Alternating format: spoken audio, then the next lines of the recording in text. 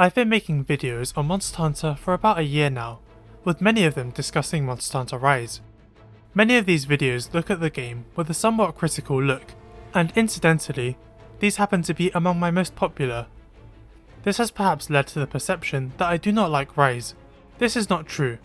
I like it, a lot. It's easily one of my favourite Monster Hunter games. Sunbreak is not too far away, and so before we all move on to the Master Rank content, I would really like to take some time to talk about some of the things I like about Rise, the things it did well, and what it improved compared to other games in the series.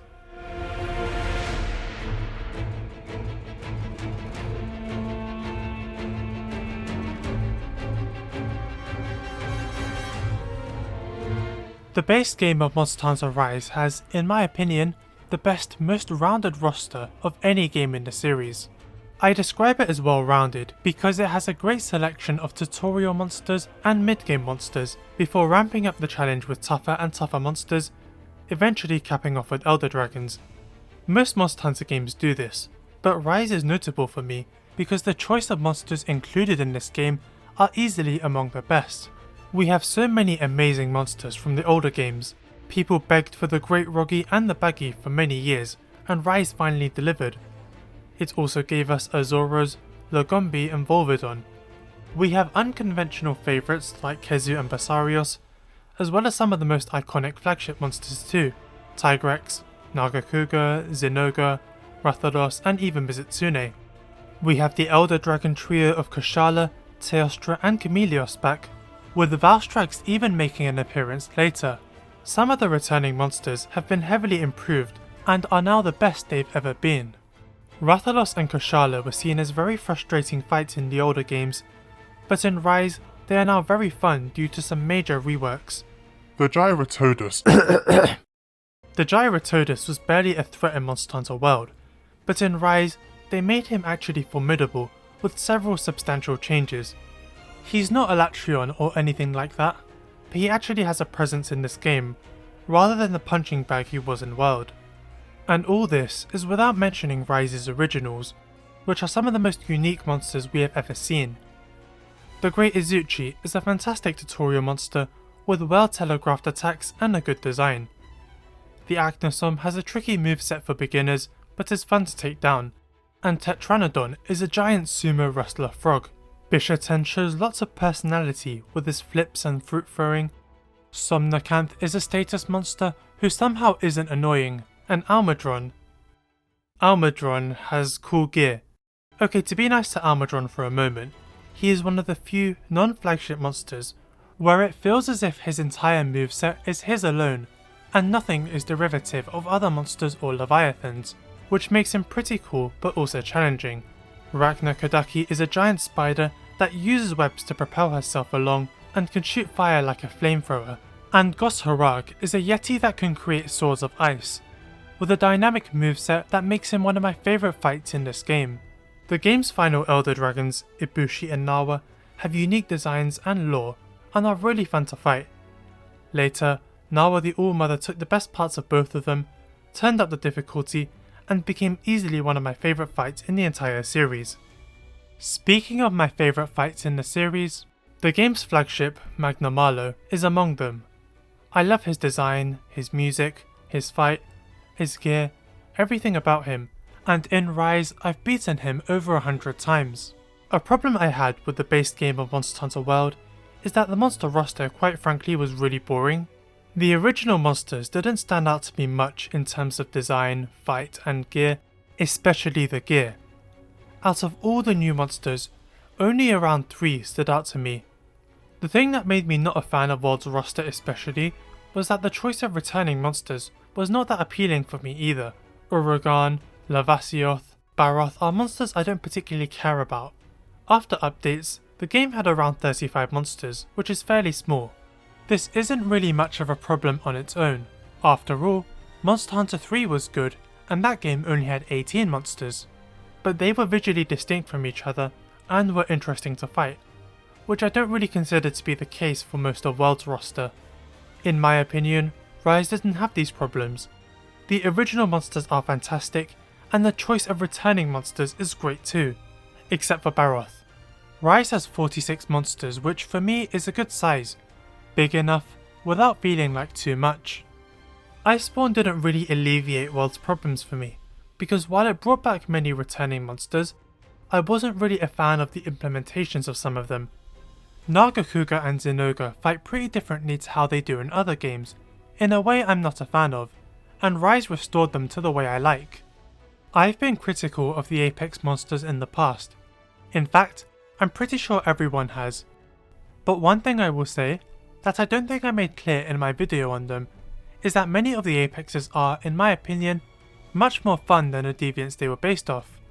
I'd easily take Apex Rathalos, Mizutsune and Zinogre over Dreadking, Soulseer and Thunderlord. Apex Rathian and our Zoras feel decent on their own, and Apex Diablos is the only one I'd say is truly inferior to Bloodbath. In general, Rise has a fantastic monster roster, and it can only get better in Sunbreak.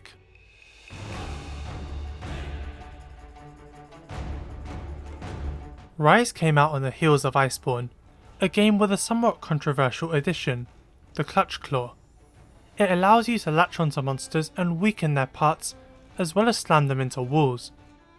It was somewhat criticised for over-centralising the combat on tenderising and flinch shots. Because it was added in the expansion, in my opinion, it didn't really mesh well with World's gameplay and felt tacked on. The Wirebug, however, is extremely fun to use, and feels like an extension of our Hunter's moveset. We can latch onto walls or just swing through the air. We can perform mid-air dodges or just hang in place.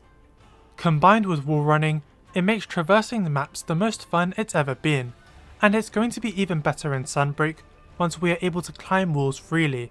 And if you don't like using the Wirebug to traverse the maps, you can still access every combat zone by foot or palamute. But one of the things I love most about the Wirebugs is how integrated they are in Rise's combat. The Clutch Claw in Iceborne flowed very well with certain weapons, such as the hammer, where you could use it to extend certain combos. But with other weapons like the longsword, it felt really awkward and clunky. The Silkbind attacks, however, flow with every weapon. They all have unique uses, some for movement, some for attack or even evasion. Because Wirebugs are a limited but also replenishing resource, we can't spam them either, which forces us to use strategy. I've been a bit critical of the Wirefall in the past, but it really helps speed up the combat in a fun way. You can either choose to stay on the ground after being hit, or sacrifice your invincibility to get back into the combat. It gives us more choice in how we want to approach the fight, and late game monsters often put us in tough situations that require us to use it in unique ways. The Wirebugs are a great addition to our movesets both in and out of combat, but I think they'll probably stay exclusive to Rise. What I really want to return for future games though, are the switch skills.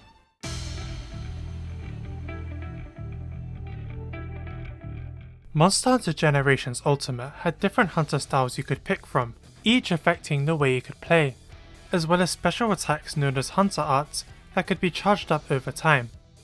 Each style felt very different and changed the way you approached every fight. Guild style was the standard moveset. Striker style featured simplified movesets but faster Hunter Art charging. Aerial style let every weapon perform crazy jump attacks, and Adept style gave every weapon a special evade attack. Valor style let you tank damage to fill up a gauge that when full would unlock an entirely different moveset, and Alchemy had a simplified moveset in exchange for the Alchemy Barrel, which let you support teammates in various ways. While hunting styles allowed us to customize the way we play the game, they were very restrictive because each style, with the exception of Guild, would remove attacks in exchange for the style's benefits. Striker Longsword does not allow you to fade slash left or right. Aerial Greatsword only lets you charge while in the air, and Hammer's Uppercut is exclusive to its Adept Evade. These are just some examples of many. What is annoying is that the game doesn't really make it clear what limitations each weapon and style combo had, which often meant that I would only discover a weapon missing my favourite attack while in the middle of a hunt, and that often made me want to experiment less. While Hunter Arts evolved into Silkbind attacks, the hunting styles evolved into switch skills, which in my opinion are much better. They have you exchange a single move for another, whether it be a standard attack or a Silkbind. You would think that changing a single attack wouldn't have much of an effect on the weapon, but this often isn't the case. Take the bow for instance. Normally, you have the step charge, which you can use to perform charge attacks while dashing around. You can exchange this for the dodge bolt, which is a shorter evade that has the hunter swing an arrow around in a melee strike. If the hunter dodges through an attack by dodge bolting, they gain a charge level. This changes the entire way the weapon is played, turning it from a long-ranged evasive weapon to a counter-based melee one. Instead of dancing around the monster, players are encouraged to get up close and personal, timing their evades to inflict massive damage. No other attacks are changed or removed, just this one, and it allows for amazing playstyle diversity. There are plenty of other examples too. Take the dual swords. You can exchange the grounded attack, Demon Flurry Rush, for a new attack called the Demon Flight, where you slam your swords down on the monster and take off into the air. The attack has invincibility frames and is great for comboing into other aerial attacks. Just like that, Rise has replicated aerial dual swords from Monster Hunter Generations, and it's nowhere near as restrictive or convoluted.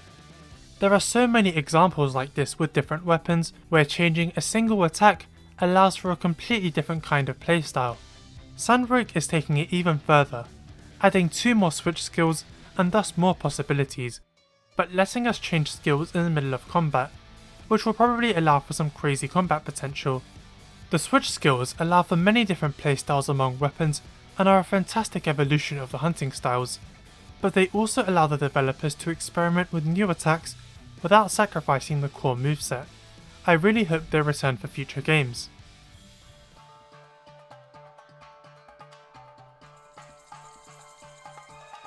I want to praise the locations in this game. Komura Village is a fantastically designed base. It's not too big and not too small, and I love how easy it is to get where you need to go, either with the wirebugs or the skip travelling. Monster Hunter World's Astera was far too big for my liking, and I'd often have to move between entire floors of this huge base to get where I needed to go. Komura has everything I need right here. The Gathering Hub too is an even more condensed version of the village.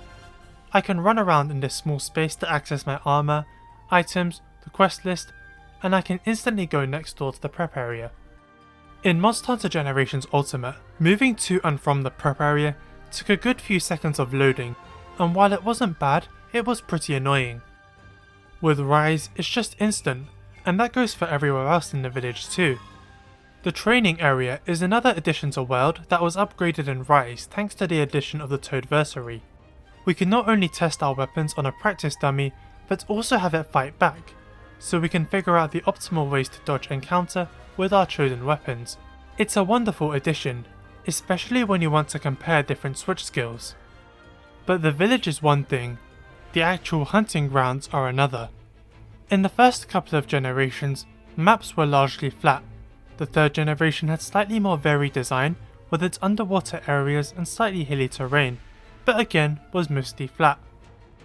Monster Hunter 4 had a new focus on verticality, adding jumping attacks to weapons, and so the maps had varied terrain with hills and ledges. They felt like real natural locations we could explore. World evolved this and took things to the next level, by eliminating loading zones and expanding the maps tenfold. Travelling between zones was now completely seamless and the maps were bigger than ever.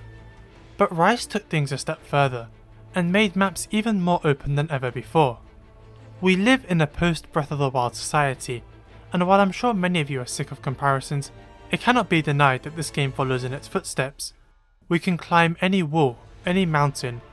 It feels as if the only boundaries these maps have are the outer borders, as we can go anywhere else within the map. World's maps were fairly open and large, but it's often felt as if removing loading zones didn't change a whole lot. Sometimes when moving between areas, you'd be walking across long pathways that, if replaced by a loading zone, wouldn't really change the experience a whole lot.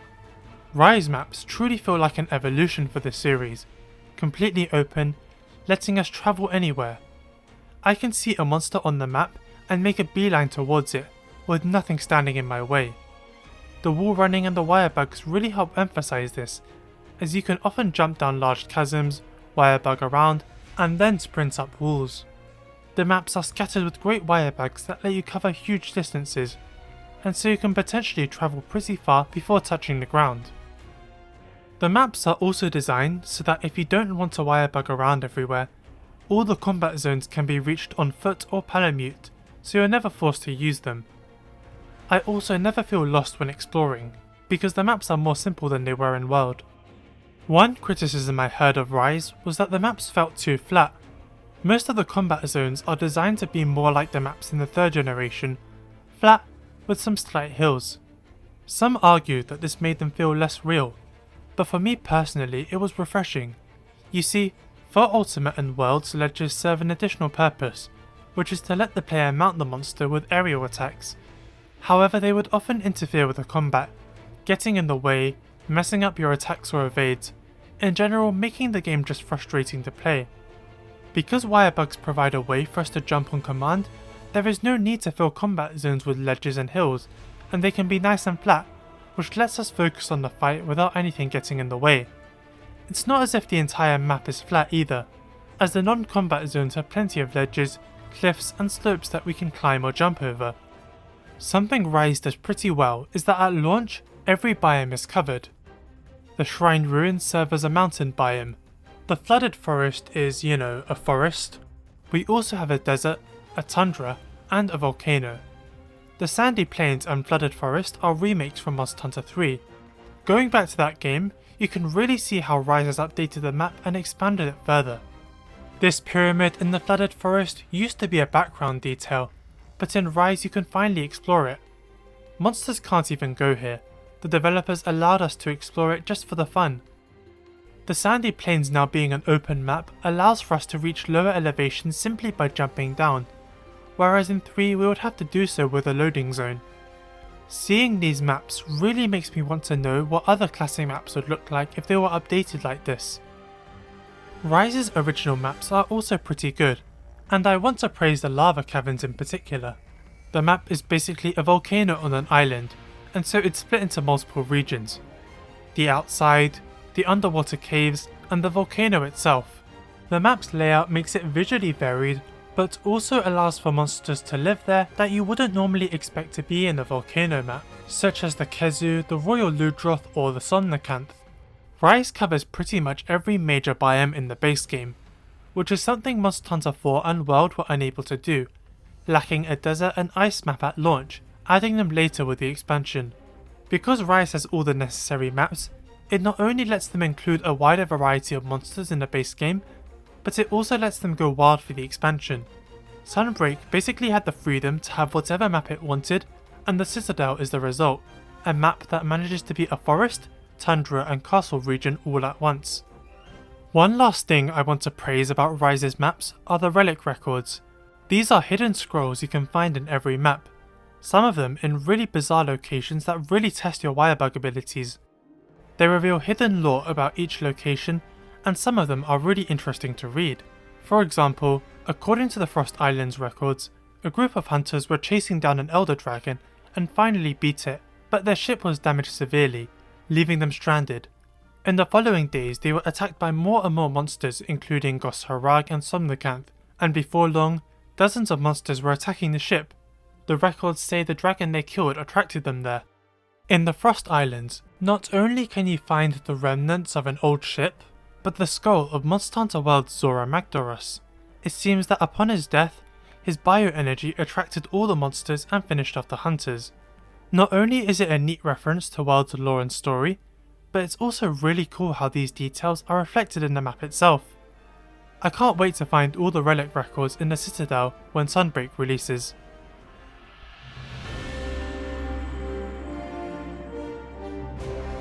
The stories of Monster Hunter games are never really amazing. Outside of Monster Hunter 4, they tend to be either very forgettable, or in the case of World, outright time wasters. Rise's story again is fairly simple and at worst forgettable. But what makes it a step above other stories within the series is that its characters feel a lot more realised than previously. For starters, they actually have names this time. With the exception of certain Lineans and Wyverians, the characters in previous games didn't actually have names, simply titles. the Kokoto Chief, the Quest Maiden, the Guild Mom, the Handler, etc., we would only find out names in other material such as art books. Iceborne's final update revealed the excitable A-lister's name was Aiden, which was a step in the right direction. In Monster Hunter Rise, every single character has a name in addition to their title: Hinoa the Quest Maiden, Fugen the Elder, Hamon the Blacksmith. Even this little feline who stops by the tea shop every now and again is called Ikari. They now feel like actual people that you know, rather than temporary colleagues. But what makes Rise's cast feel much more real is that you learn much more about them than characters in previous games by talking to them and other characters, but also through unconventional means such as Fukushiki the Spy, a feline who hides in the walls of your house and reports secret gossip to you. The result of this is that you learn so much about each character. For example, Hamon the Blacksmith is the grandfather of Lori the Buddy Handler, but is actually very disappointed that he didn't follow in his footsteps. He looks down upon buddy handling, and sees forging weapons and armour as a more noble career path. You later discover the reason he doesn't approve of Lori's career stems from a negative experience he had when he was younger, where he was bitten by a palamute, which led to a fear of them. That's just one example of many things you learn about these characters. Fukushiki generally reveals a lot. For example, Yomogi the chef straight up wasn't born in Komura. Some Wyverian left her in a basket on the doorstep to the village, and only Fugen, Hojo and the twins know where she really comes from. Fukushiki speculates that she might be royalty from a distant kingdom. There are many other examples of character dynamics like this in Rise, and while they aren't amazing, they're very much a step up from characters in previous games. Sunbreak is introducing even more named characters, and is now actually letting us hunt with them, as well as characters from Komura, making them feel even more like actual people within the world. The best part about Rise's story is that if you don't care for it, it can be skipped. Every dialogue segment can be mashed through, and every cutscene can be cancelled. World had a problem where cutscenes could not be skipped, and dialogue segments would go on forever. The worst part is that the cutscenes would actually get in the way of you playing with your friends, and in my opinion, the plot was nowhere nearly as good as it would have to be to justify it all. I very much prefer the way Rise did it. I hope future Monster Hunter games continue to improve how characters are written, while also not forcing story on people who don't want it.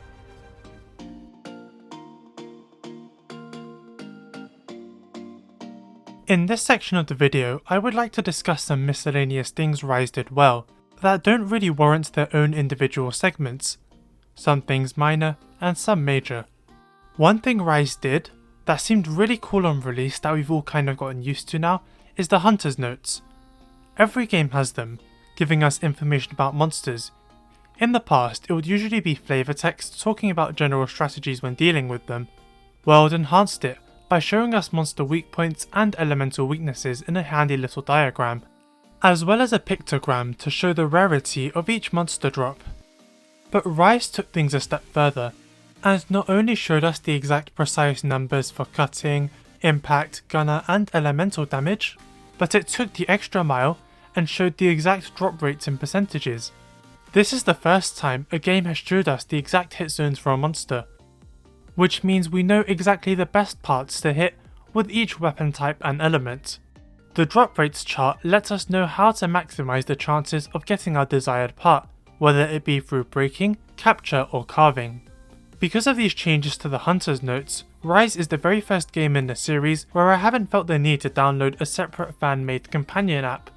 Everything I need is in the game already. There are other minor things that Rise improved. Being able to see your friends everywhere in the village allowed for fun interactions and photo opportunities, and it was something World would have really benefited from in Astera. Being able to change the music of different zones in the village is also a very appreciated feature, especially if you get tired of hearing the same music over and over again. The temperature system was something that forced us to prepare against in the older games, but basically useless in World thanks to the easy crafting and restocking. So removing it in Rise was the right decision, as it would have been pointless busywork that adds nothing to the experience. Dark Souls fans have yearly discourse as to whether or not the series needs a difficulty slider, with lots of back and forth between both sides. Some say it would make the game more accessible, while the other side said it would compromise the developer's artistic vision. The spirit birds in Rise are a fantastic way of making the game more accessible for people while keeping the experience the same. People who are struggling can take the time to collect birds to boost their health slightly, to make them last a bit longer in the fight, and for the most part it's optional. It encourages players to explore the map and learn its layout so they can find the bird buffs fast, and players who feel like they can take the monster without assistance can go fight immediately, finishing the quest much faster. It's a great way to implement a difficulty slider without really changing the game itself. Some people are critical of the Dango system, mostly because the food looks very simplistic next to World and Iceborne's delicious looking food. While I agree the World food looked much better, I very much prefer the Dango system. In World, the food was way too confusing for me, too many ingredients and options to pick from, and I would just end up using the chef's choice every time. In Rise, the Dangos are simple but very straightforward. You pick 3, with each one giving a chance for a buff, easy to understand and effective, and the result of this is that I mess around with the system much more than World's. In terms of game structure, World had much more of a live service approach. You always had to be online, and the game was constantly rotating event quests every couple of months or so. After the final update, they became permanent, but Kolv Taroth and Safi'jiiva still rotate to this very day, which can be pretty annoying. Sometimes, in the middle of a fight, you'd get annoying connection errors too, even if you weren't playing with anyone at the time. Rise has much more of a static, offline approach due to it being portable. As a result, the entire game can be played offline, with all event quests being downloadable. I very much prefer this approach, and I'd like it if the next main series game was slightly less live service. One day, I would like to make a video exploring the positives and benefits of each approach, but maybe only after Sunbreak gets its last update, as then we will be fully able to compare it with World Iceborne. And one last thing I would like to praise, World let you change your equipment at base camp, which is a change I like. For some reason though, it does not let you change decorations, meaning if you want to micromanage your skills, you'll probably have to return to base. It's a weird decision and it feels like it clashes with systems like the Guiding Lands, where you're supposed to stay there and grind many different monsters for hours on end. Anyway, Rise changed it so you can freely change decorations at camp. May as well go all the way, right? In general, Rise improved a ton of minor things that are worth bringing up, as the improvements help make the experience a lot better than it could have been.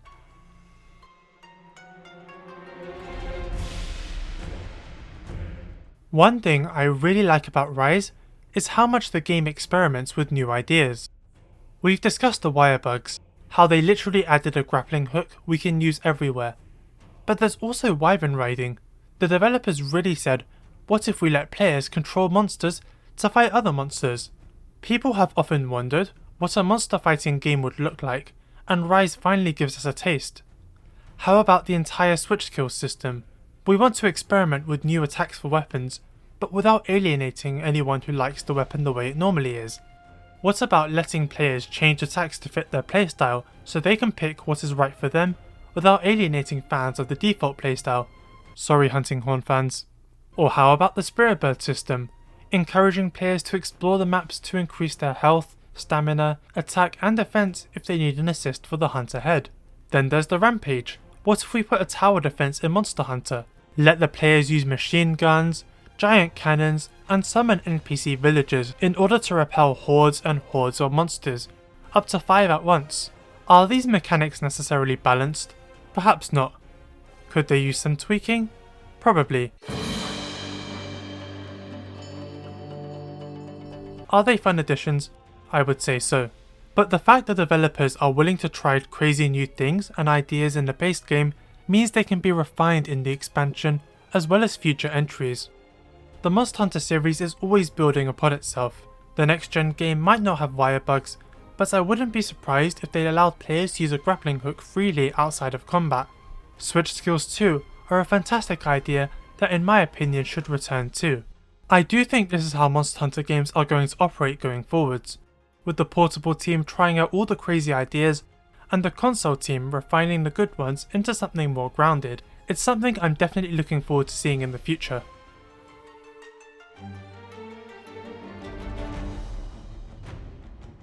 I really like Monster Hunter Rise. Overall, I'd say it's currently my third favourite game in the series, being beaten by Generations Ultimate and 4 Ultimate. Sunbreak could take it to number 1, but we will have to see. I wanted to make this video because while I like Rise, I don't think my channel necessarily reflects that with all my critical Rise videos. So I wanted to talk positively before Sunbreak, as this will probably be the very last video I ever make on the base game. You might be wondering why I keep comparing Rise to World in this video. It's mostly because they are both 5th generation base games, and while I like one a lot, the other falls short in many aspects despite still being good. Many of the issues I had with the game were fixed in Rise, which made for a more pleasant experience. Rise itself has quite a few shortcomings, many of which I have discussed in the past. Hopefully Sunbreak can improve them and make for an even better game. What do you like about Monster Hunter Rise? What do you hope is improved in Sunbreak? What elements would you like to see return for later games, and which mechanics do you never want to see again? Let me know in the comments.